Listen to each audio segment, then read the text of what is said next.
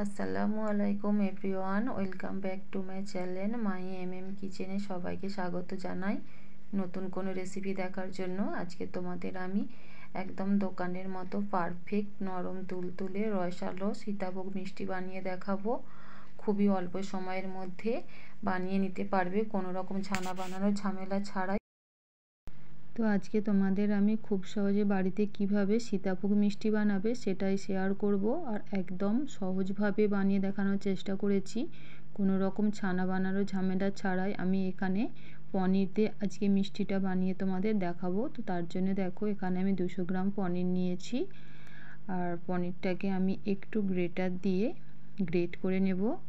তার জন্য দেখো একটা গ্রেটার দিয়ে এরকমভাবে আমি গ্রেট করে নিচ্ছি।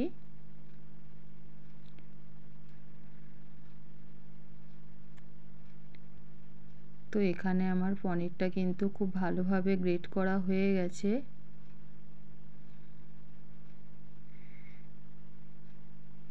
তো পনিরটাকে আবার আমি হাত দিয়ে ভালোভাবে ডলে ডলে মেখে নেব। একটু সময় নিয়ে কিন্তু পনিরটাকে খুব ভালোভাবে মেখে নিতে হবে, যেন ছানার মধ্যে কোনো লাম্পস বা দলা দলা ভাব না থাকে। একেবারে মসৃণভাবে মেখে নেবে। অবশ্যই একটু সময় নিয়ে কিন্তু পনিরটাকে মাখতে হবে বা ছানাটাকে মেখে নিতে হবে। তো দেখো এখানে কিন্তু আমার ছানাটা খুব ভালোভাবে মাখা হয়ে গেছে, একদম মসৃণভাবে মেখে নিয়েছি।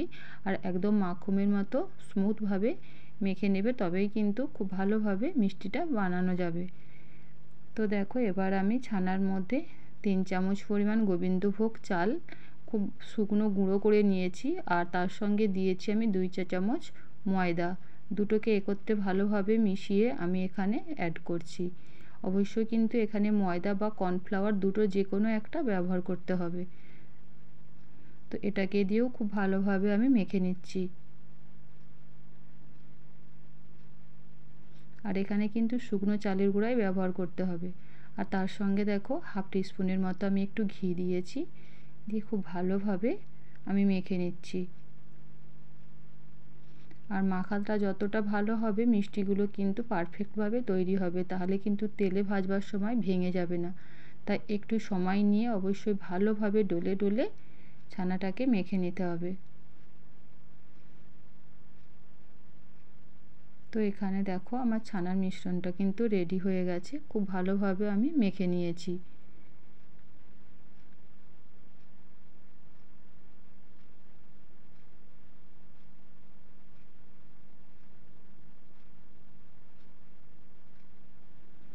তো একটা ভেজা কাপড় নিয়ে এবার আমি ছানাটাকে ঢাকা দিয়ে 5 মিনিটের জন্য রেখে দেব।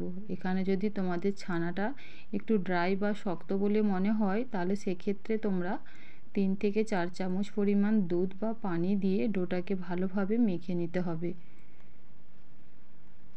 তো এবার আমি মিষ্টির জন্য চিনির শিরা তৈরি করে নেব।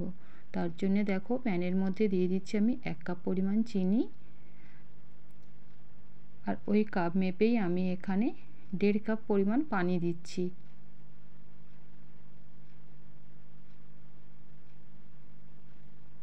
তার সঙ্গে দিয়ে দিচ্ছি 2টো এলাচ, দারচিনি আর লবঙ্গ, সুন্দর একটা ফ্লেভারের জন্যে।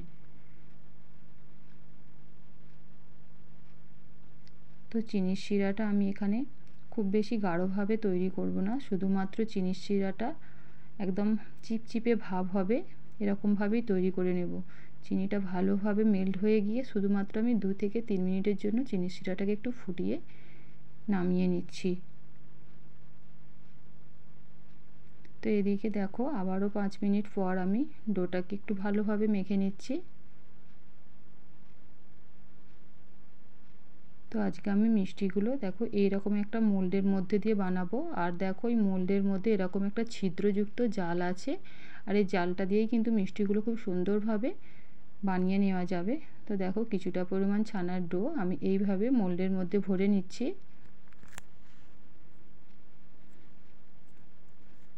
দিয়ে এভাবে একটু হাত দিয়ে প্রেস করলেই কিন্তু খুব সুন্দরভাবে মিষ্টিগুলো আমার তৈরি হয়ে যাবে। তো তার জন্যে দেখো এখানে আমি ভাজবার জন্য পরিমাণ মতো তেল বসিয়ে দিয়েছি, আর তেলটা কিন্তু খুব হালকাভাবে গরম করতে হবে। এবার আমি মিষ্টিগুলো তেলের মধ্যে ছেড়ে দিচ্ছি।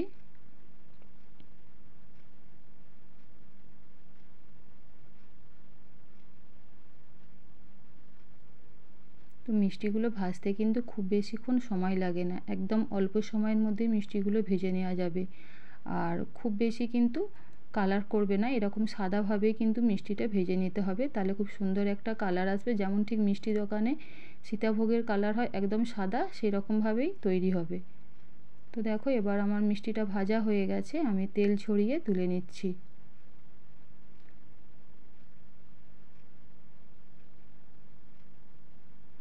তো একইভাবে আরও সব মিষ্টিগুলো আমি বানিয়ে নিচ্ছি।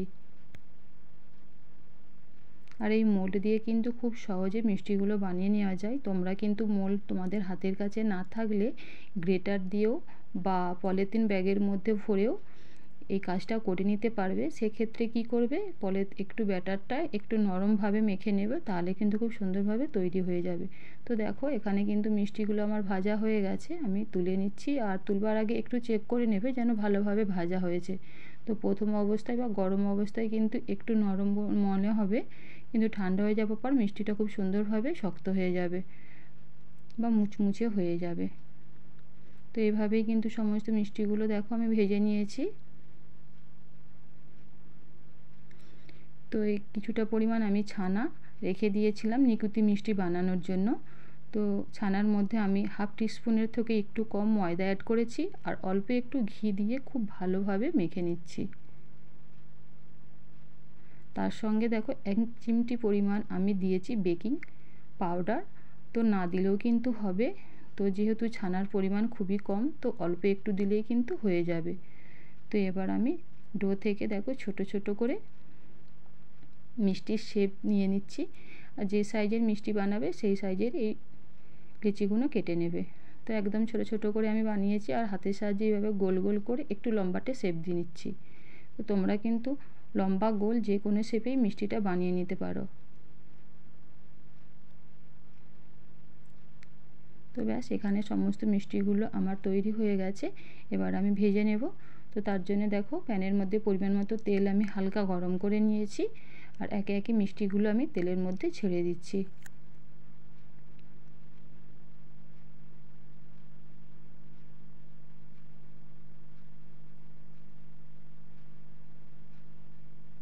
তো এখানে দেখো মিষ্টিগুলো কিন্তু আমার খুব সুন্দরভাবে ভাজা হয়ে গেছে আর কালারটাও খুব সুন্দর এসেছে। তো মিষ্টিগুলো নিয়ে কিন্তু আমি সরাসরি চিনির শিরার মধ্যে দিয়ে দেব। তো চিনির শিরার মধ্যে দিয়ে আমি মিষ্টিটাকে 2 থেকে 3 মিনিটের জন্য একটু ফুটিয়ে নেব, তাহলে কি হবে মিষ্টিগুলো অনেক বেশি সফট হয়ে যাবে খুবই তাড়াতাড়ি। তো এদিকে দেখো আমার ছানার পোলাও বা সীতাভোগ মিষ্টি কিন্তু খুব সুন্দরভাবে বানিয়ে নিয়েছি, একেবারে ঝরঝরে আর ক্রিস্পি হয়েছে। এইভাবে কিন্তু তোমরা সীতাভোগ মিষ্টিটা বানিয়ে বেশ কিছুদিন সংরক্ষণ করেও রাখতে পারো, খারাপ হবে না। যখন খাবার ইচ্ছে যাবে চিনির শিরার মধ্যে শোক করে নিয়েই কিন্তু খেয়ে নিতে পারবে। তো এবার আমি মিষ্টিগুলো দেখো চিনির শিরার মধ্যে দিয়ে দিচ্ছি। আর এই সময় কিন্তু চিনির শিরাটা আমার খুবই গরম আছে আর এই গরম অবস্থাতেই কিন্তু দিতে হবে।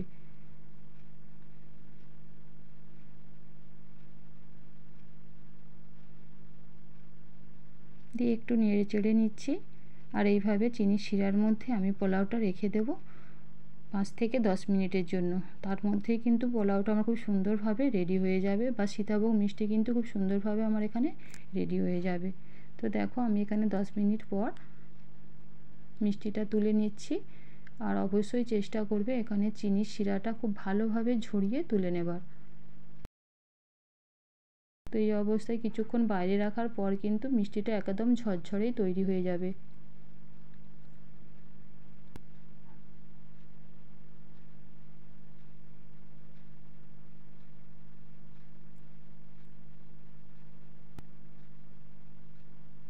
তো সমস্ত মিষ্টিগুলোই দেখো আমি খুব সুন্দরভাবে চিনির শিরা ঝরিয়ে তুলে নিয়েছি। ওর ওপর থেকে আমি নিকুতি মিষ্টিগুলো সাজিয়ে দিচ্ছি আর কিছুটা চেরি কেটে দিয়ে দিচ্ছি সুন্দর লাগার জন্য দেখতে।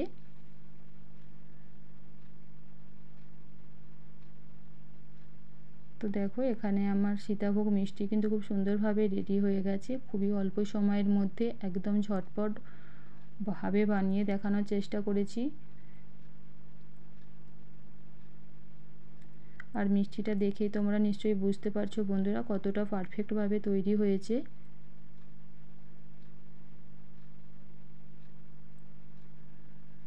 তো দেখো আমি হাত দিয়ে একটু তোমাদের দেখাচ্ছি যে কতটা সফট হয়েছে, একেবারে মুখে দিলেই কিন্তু মিলিয়ে যাবে।